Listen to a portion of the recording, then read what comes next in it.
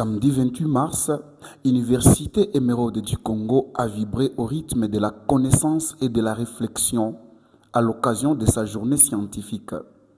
Organisée sous le thème évocateur « Les livres face à l'intelligence artificielle ». Dès 8h30, les étudiants, enseignants, chercheurs et invités ont convergé vers les sites du complexe scolaire Les Progrès pour prendre part à cet événement académique majeur. L'accueil des participants, suivi d'une animation ambiance, a donné le ton d'une journée placée sous les signes du savoir et de l'innovation. La cérémonie d'ouverture marquée par le mot du maître des cérémonies, une prière et la présentation des autorités académiques a été suivie des allocutions officielles, notamment celle du directeur, lançant officiellement les travaux.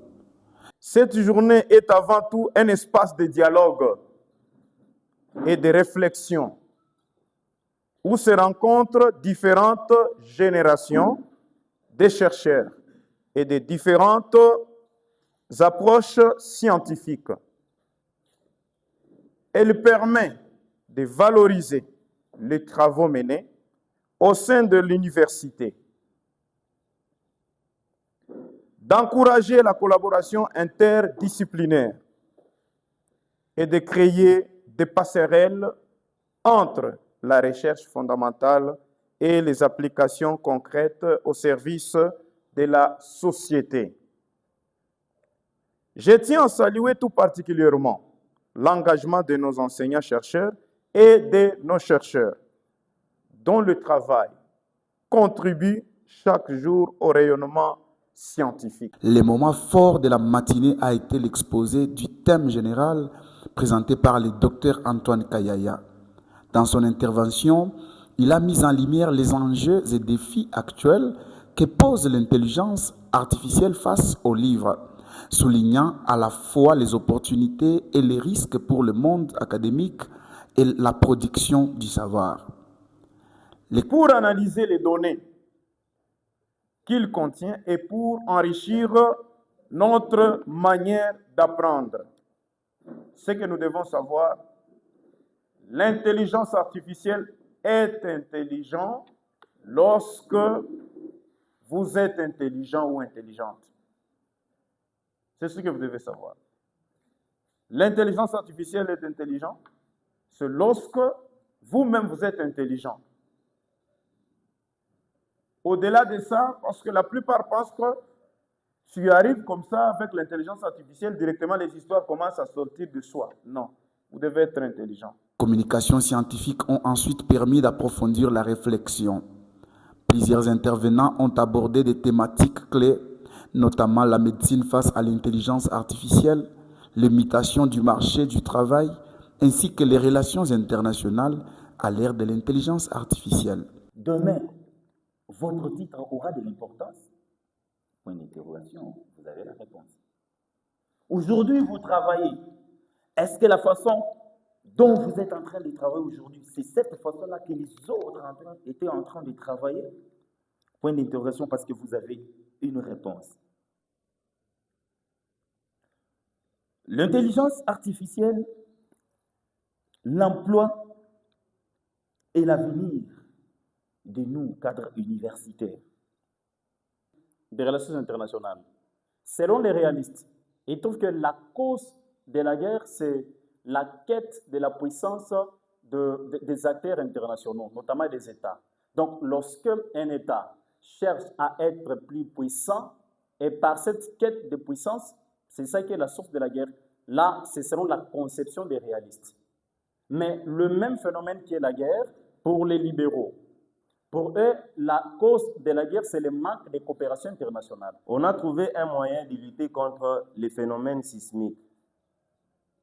Entre autres, les tremblements de terre, les intempéries qui arrivent souvent. Avec l'intelligence artificielle, on a fait ce qu'on appelle les smart buildings, qui veut dire les bâtiments intelligents.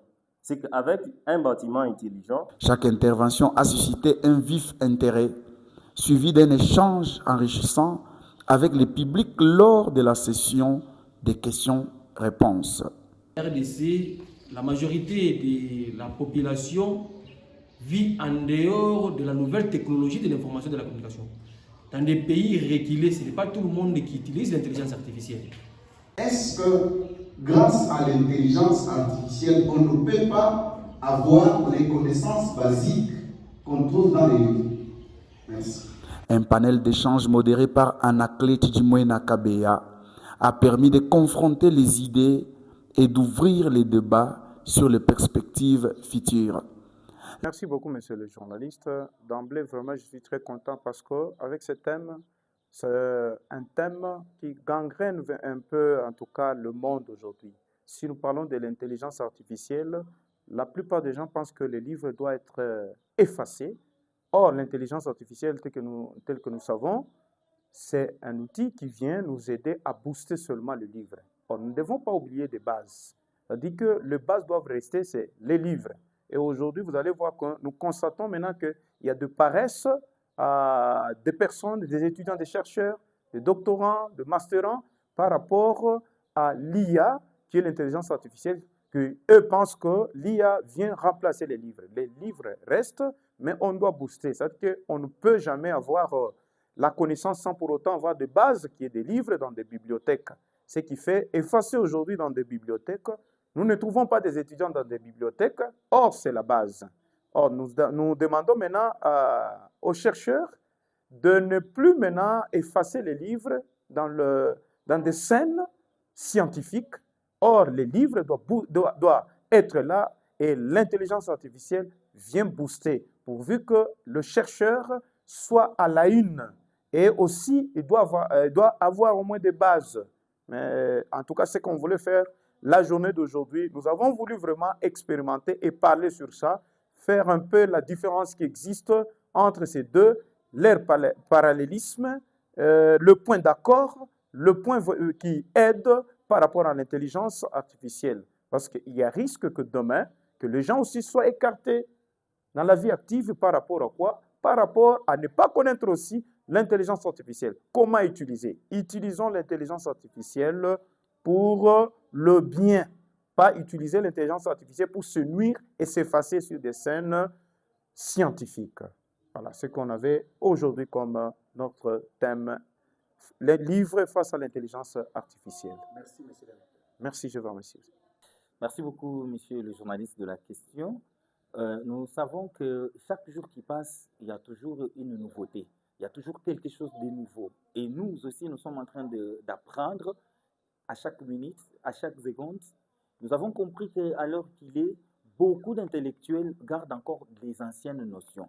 Et nous devons les actualiser. Comment on peut les actualiser? C'est en organisant des journées scientifiques où tous les intellectuels doivent se réunir et traiter sur un sujet d'actualité. Voilà, aujourd'hui, nous avons pensé à l'Université Émeraude du Congo de parler d'une question d'actualité, d'une question très cruciale qui fait bouger le monde actuellement.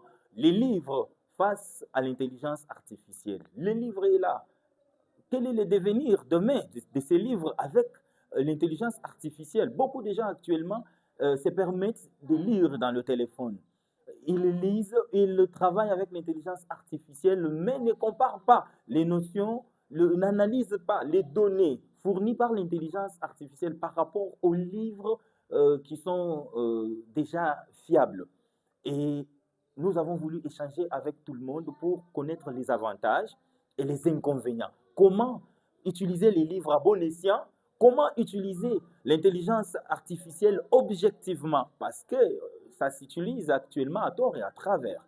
Alors, comparativement au livre, nous avons dit que le livre ne sera jamais remplacé par l'intelligence artificielle, mais l'intelligence artificielle vient compléter les notions qui sont dans les livres. Parce que nous savons, il y a certains livres qui datent de très longtemps. Alors, les notions qui sont là sont aussi des notions archaïques. Qu'est-ce qu'il faut faire? Il faut comparer les deux notions, les notions qui sont dans les livres, contenues dans les livres, vérifier aussi ce que l'intelligence artificielle nous donne, parce que dans l'intelligence artificielle, nous avons des notions récentes, alors que les livres peuvent contenir des notions depuis très longtemps, même de 1960. Voilà. Qu'est-ce que nous devons faire? Nous devons apprendre à évoluer avec l'intelligence artificielle tout en ne pas oublier la capacité, la force que contient nos livres. Voilà que je dis. Je vous remercie. Merci, M. Anaclé. Merci. La journée s'est clôturée dans une ambiance conviviale avec des mots de remerciement, une prière finale et une photo de famille avant de laisser place à un moment de networking entre participants, favorisant les échanges professionnels et la création de nouvelles collaborations. À travers cette initiative, l'Université Émeraude du Congo confirme son engagement à promouvoir la recherche scientifique et à encourager la réflexion sur les grandes mutations technologiques de notre époque.